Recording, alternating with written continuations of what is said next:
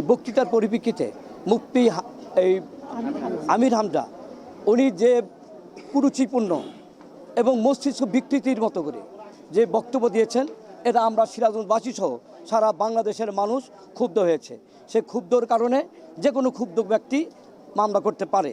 সেই ক্ষুব্ধতার কারণে, আমাদের নেতা হওয়ার কারণে এবং আমরা সিরাজগঞ্জবাসী মর্মাহতার কারণে আমরা ওনার বিরুদ্ধে একটি আইনি ব্যবস্থা গ্রহণ করার জন্যে, আমাদের আমির হামজার বিরুদ্ধে আইনি ব্যবস্থা গ্রহণ করার জন্যে আমরা আজকে মামলা দায়ের করেছি এবং আমরা চাই ওনার একটা উপযুক্ত শাস্তি হোক, দৃষ্ট শাস্তি হোক। এবং আজকে ইকবাল হাসান টুকু ভাইয়ের যে মানহানি করেছে, এটা সিরাজগঞ্জ না শুধু, সারা বাংলাদেশে না শুধু, আমাদের সরকারেরও মানহানি করেছে। এই সমস্ত মানুষগুলোকে আমরা দৃষ্টান্ত শাস্তির জন্য আজকে আমরা এই মামলা দায়ের করেছি এবং উপযুক্ত বিচার চাই করেন।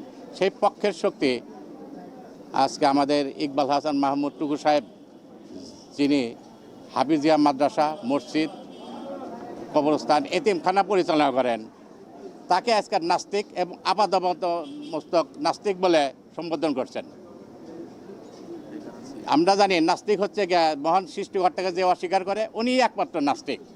কিন্তু ইকবাল হাসান মাহমুদ টুকু সাহেব মসজিদ মাদ্রাসার সাথে যুক্ত আছে, হাফিজে মাদ্রাসার সাথে যুক্ত আছে, কবরস্থানের সাথে যুক্ত আছে এবং বাংলাদেশের ম্যাক্সিমাম বিভিন্ন জায়গায় উনি ফাউন্ডেশনের সাথে জড়িত আছে। এমন একজন সামাজিক ব্যক্তিত্ব, গ্রহণযোগ্য ব্যক্তিত্বকে উনি সম্পূর্ণ রাজনৈতিক প্রতিহিংসার বশবর্তী হয়, হিংসা আক্রোশের বশবর্তী হয় উনি আমাকে নাস্তিক বলে সম্বোধন করছেন।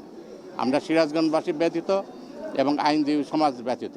মুফতি আমির হামজা সাহেব উনি গত 29 তারিখে পত্রিকা আসছে এবং বিভিন্ন সামাজিক অনলাইনে ব্যাপকভাবে প্রচারিত হয়েছে, যার পরিপ্রেক্ষিতে এই আমির হামজার বিরুদ্ধে এই মামলাটা 500 ধারা দণ্ডবিধি 500 ধারা মানহানির মামলাটা দায়ের করা হয়েছে।